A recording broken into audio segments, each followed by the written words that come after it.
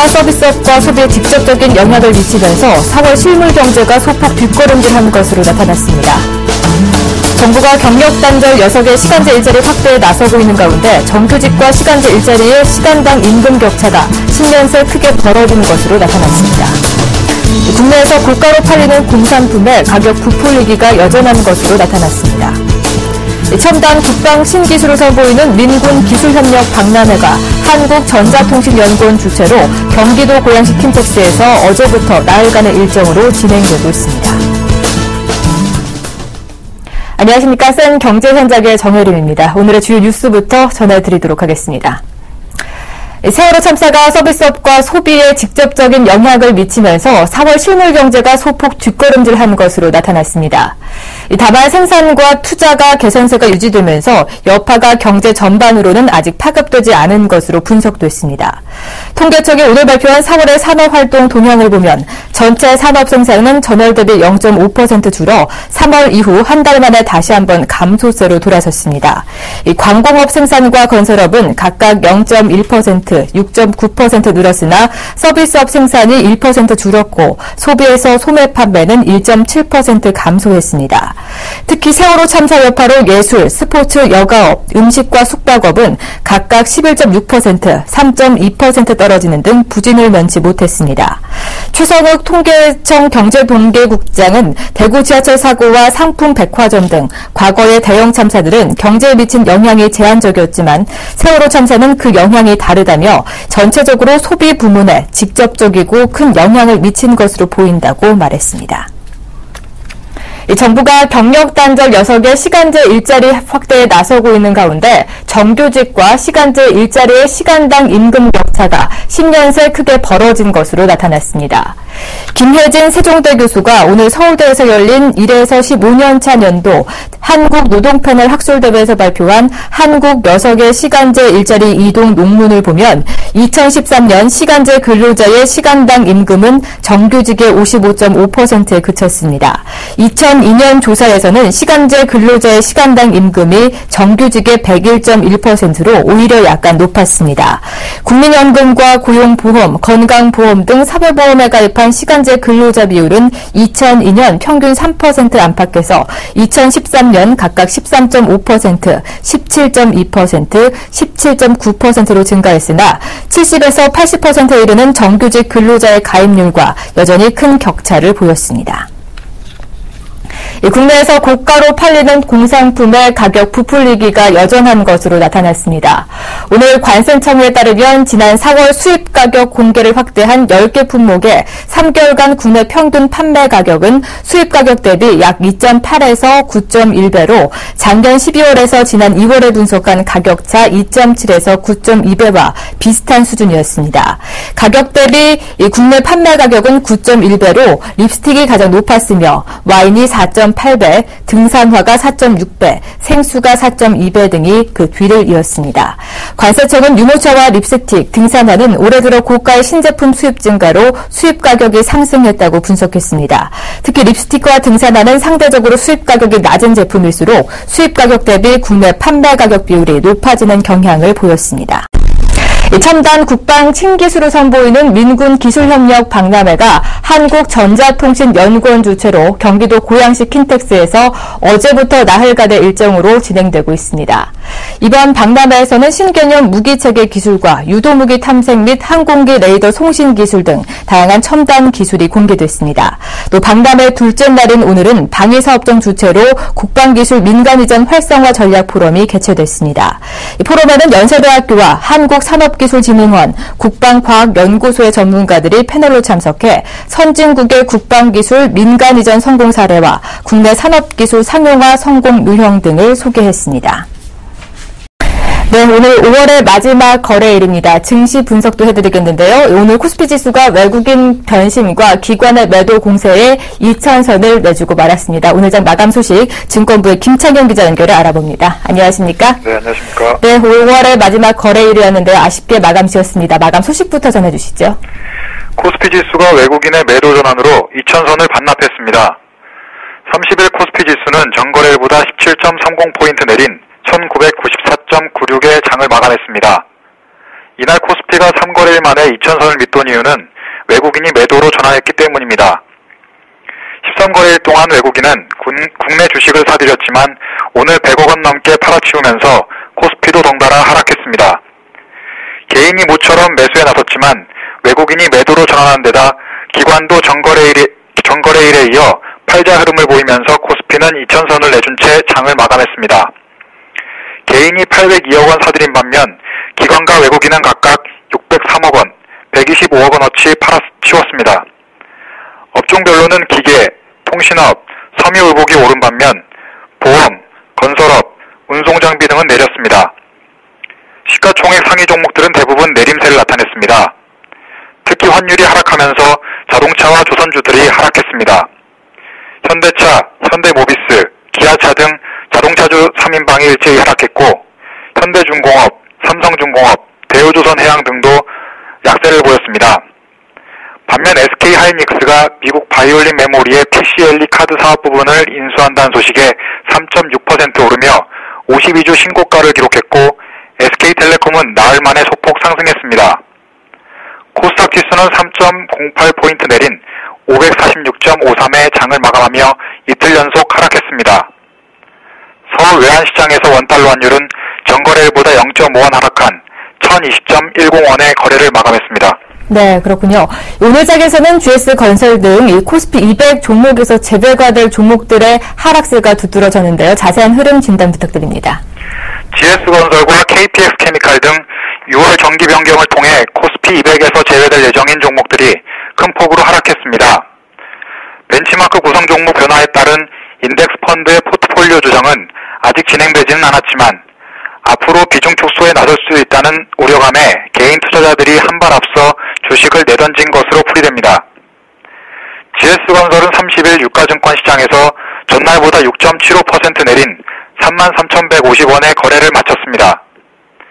KPX케미칼 역시 이날 4.87% 빠졌고 웅진에너지와 한화바이오파마, 종근당 홀딩스, 파미셀도 크게 떨어졌습니다.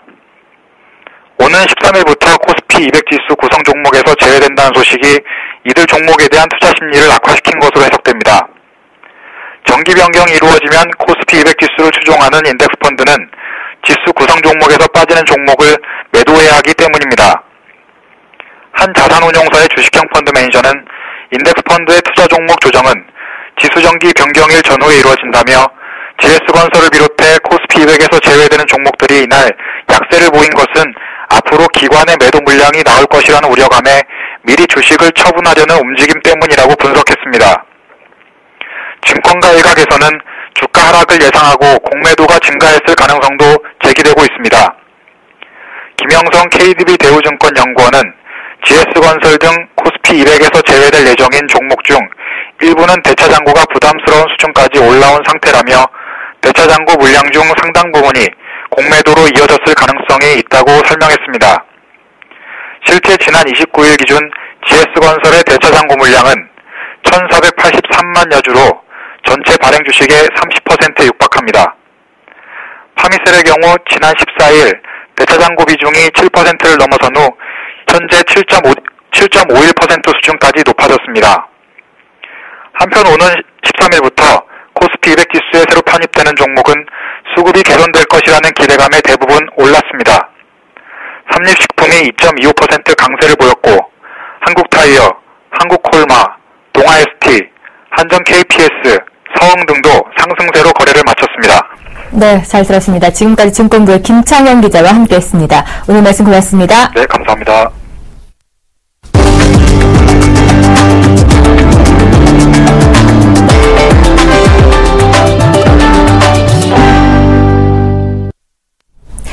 자동차 축제 부산 국제 모터쇼가 오늘 개막 행사를 시작으로 다음 달 8일까지 열흘 동안 펼쳐집니다. 완성차 업체들은 출시 예정이 될 신차들을 선보이면서 하반기 시장에 대비하는 모습이었는데요. 특히 디젤, 하이브리드 등 고연비 자동차를 대거 전시해서 치열한 경쟁을 예고하고 있습니다. 전훈규 기자가 보도합니다. 2014 부산 국제 모터쇼가 막을 올렸습니다. 29일 프레스데이를 시작으로 다음 달 8일까지 부산 백스코에서 진행되는 이번 행사는 국내외 완성차 22개 브랜드가 참여한 역대 최대 규모입니다. 지난달 수입차 월간 판매량이 최대치를 기록한 가운데 이번 모토쇼에서는 안방을 사수하려는 국내 완성차 업계와 여세를 몰아가려는 해외 완성차 업계의 공방전이 치열하게 벌어졌습니다. 브랜드별로 콘셉트카를 줄이고 시장에서 팔기 위한 양산차 위주로 전시장을 꾸며 출시 예정인 신차들을 소비자들에게 미리 선보이기 위해 안간힘을 썼습니다. 이번 모토쇼에서 드러난 하반기 시장의 승부처는 역시 고연비였습니다. BMW는 디젤 엔진을 얹은 뉴 4 시리즈 그란 쿠페를 공개했고 메르세데스 벤츠도 뉴 C클래스와 컴팩트 SUV 뉴 GLA 클래스를 국내 최초로 공개하며 고연비 디젤 프리미엄 차의 인기를 이어가겠다는 전략입니다. 기존의 어떤 새로운 시리즈를 소비자분들에게 소개시켜드리고 드림으로써 보다 많은 선택의 폭을 소비자분들에게 제공할 예정입니다. 이 결과 보다 많은 판매 역시 이루어질 것으로 예상하고 있습니다. 상반기 독일 자동차들의 디젤 승용차 시장을 빼앗겼던 국내 완성차 업체들도 하반기 반격카드를 들고 나왔습니다. 현대차는 그랜저 디젤을 처음 선보이며 독일산 디젤차와의 정면 승부에 나섰고 기아차는 K5, K7 하이브리드 모델과 레이와 소울 전기차를 출품해 실용성을 중시하는 소비자들을 공략하고 나섰습니다. 고객분들이 디젤을 계속적으로 선호하고 있고 디젤의 성능이 개선되고 있기 때문에 저희들도 이러한 트렌드를 반영해서 대형 고급 세단의 고성능을 유지하면서도 품위 있는 승차감을 겸비한 그랜저에 저희들이 디젤을 런칭하게 되었고요. 일본 완성차 업계 역시 고연비 차를 대거 준비했습니다. 닛산은 브랜드 최초의 디젤차 캐시카이를 부산 모터쇼에서 아시아 최초로 공개했고 인피니티의 경우 아예 이번 전시 주제를 디젤과 하이브리드를 만나다로 잡고 주력 디젤 하이브리드 모델을 모두 출품했습니다. 미국 완성차 업계에서는 포드가 에코부스트 엔진이 도입된 컴팩트 SUV MKC를 공개하며 자존심 회복에 나섰습니다. 고연비 디젤 엔진을 앞세운 독일 완성차 업체들이 국내 시장에서 선전하고 있는 가운데 한국, 일본, 미국 완성차 업체들이 이번 부산 모터쇼에서 고연비 경쟁에 출사표를 던지며 하반기 반격을 예고하고 있습니다. 서울경제TV 정은규입니다. LG전자가 전 세계 연간 휴대폰 판매량 1,000만 대 이상을 목표로 글로벌 시장 점유율 3위 수성에 나섰는데요. 이를 위해서 최근 세계 6대 도시에서 동시에 공개한 G3가 제 역할을 해줄지 기대감이 커지고 있습니다. 한지희 기자가 보도합니다. LG전자가 전략형 스마트폰 G3 출시와 보급형 모델 L 시리즈의 판매 증대를 통해 글로벌 휴대폰 시장 3강 자리 굳히기에 나섰습니다. 세계 휴대폰 시장 점유율 4위에 머물렀던 LG전자는 G2 등의 판매량 상승세에 힘입어 지난 1분기 31억 8,400만 달러의 매출을 기록하며 매출액 기준으로 애플, 삼성전자에 이어 점유율 3위를 기록했습니다. 애플의 아이폰 등장 이후 LG전자가 글로벌 휴대폰 시장에서 점유율 3위를 기록한 것은 이번이 처음입니다. LG전자는 글로벌 브랜드로 자리 잡은 G시리즈와 보급형 모델인 L시리즈의 본격적인 론칭으로 해외 시장 공략을 강화해 3위 자리를 지키겠다는 전략입니다. 가장 큰 기대를 걸고 있는 제품은 지난 28일 세계 6개 도시에서 일제히 공개한 G3입니다. 최고의 기술, 혁신적인 디자인, 사용자 편의를 우선으로 하는 UX에 대한 끊임없는 열정으로 G3를 오늘 자랑스럽게 여러분 앞에 소개합니다. G3는 5.5인치 크기의 초고화질 디스플레이인 쿼드 HD를 장착해 이전 모델보다 4배 밝은 화면을 제공하고 베젤로 불리는 화면 테두리 너비를 최대한 줄여 그립감을 높였습니다. 또 화면을 보고 주먹을 주면 버튼을 누르지 않아도 편하게 셀프 카메라를 찍을 수 있는 기능은 여심을 사로잡기에 충분합니다. 전면 버튼을 없애고 조작 버튼을 뒷면에 배치한 LG 고유의 디자인은 삼성, 애플과의 차별화를 더욱 돋보이게 합니다. 단통법으로 인한 보조금의 안정적인 운영을 감안해 G3의 출고가는 89만 9천 원으로 책정했습니다. LG전자는 이통 3사가 영업을 재개한 시점에서 사용자 중심의 서비스를 담은 G3를 출시해 내수 시장에서도 점유율을 끌어올리겠다는 전략입니다. LG전자가 최고 사양으로 무장한 전략 신제품 G3로 세계 스마트폰 시장 3위를 지켜낼 수 있을지 스마트폰 업계의 관심이 집중되고 있습니다. 서울경제TV 한지입니다. 앞으로 민간 건설사들이 LH가 추진하는 택지 개발 사업에 직접 참여할 수 있는 길이 열렸다고 하는데요. 자세한 소식 정창신 기자가 전해드립니다. 한국토지주택공사 LH는 공사 최초로 시행하는 공공민간 공동택지 개발 사업의 사업 설명회를 어제 오후 2시 경기도 분당 오리사옥에서 개최했습니다. LH는 이번 설명회를 통해 시범사업지구인 김해유라 2지구에 대한 추진 절차, 공모 조건, 평가 방법 등을 제시했습니다. 공공민간 공동택지개발 사업이란 LH가 재무구조 개선을 위해 수행 중인 사업 다각화 방식의 하나로 공공과 민간이 각각 일정 사업비를 투자해 주택 건설에 필요한 택지의 취득 및 개발 등을 공동 시행하고 지분에 따라 이윤을 분배하는 사업을 말합니다. LH는 공동사업 시행자에게 투자 지분 내에서 조성되는 택지를 우선 공급받을 수 있도록 했으며 저가 낙찰로 인한 부실공사 예방을 위해 합리적 낙찰 가격이 형성되도록 안전장치도 마련했습니다. 또 최초 사업인 점을 감안해 기업 규모, 신용도, 사업 실적, 입찰 보증금 등 참여 제한을 대폭 완화해 많은 민간 건설업체가 관심을 갖고 참여할 수 있도록 유도할 계획입니다. 이번 공동사업 시행은 제3섹터를 통한 택지개발 사업 가능성을 엿볼 수 있는 시금석이 될 것으로 보이며 민간의 창의성이 반영된 사업이 될 것으로 기대하고 있습니다. 공공민간 공동택지개발 사업에 대한 표준공모 지침서 및 사업지구에 대한 현황 자료는 LH 홈페이지, 건설협회, 주택건설협회, 주택협회 홈페이지에서 조회할 수 있습니다. 새로 추진되는 공공민간 공동택지개발 사업이 LH의 개발비 부담을 줄여 재무구조 개선의 계기가 되는 것은 물론 민간 사업자에게도 최적의 공사비로 시공할 수 있는 기회가 될 것으로 기대되고 있습니다. 서울경제TV 정창신입니다. 네, 뉴스 현장 이어지도록 하겠습니다. 앞서 산업뉴스 영상에서도 잠시 만나보셨듯이 현재 부산에서는 2014 부산 국제모터쇼가 한창 진행 중에 있습니다. 어제 하루 앞서서 프레스데이에 서울경제TV 정은규 기자가 먼저 다녀왔는데요. 그 생생한 뒷이야기 스튜디오로 모셔서 자세한 얘기 나눠보도록 하겠습니다. 안녕하십니까? 네, 안녕하십니까?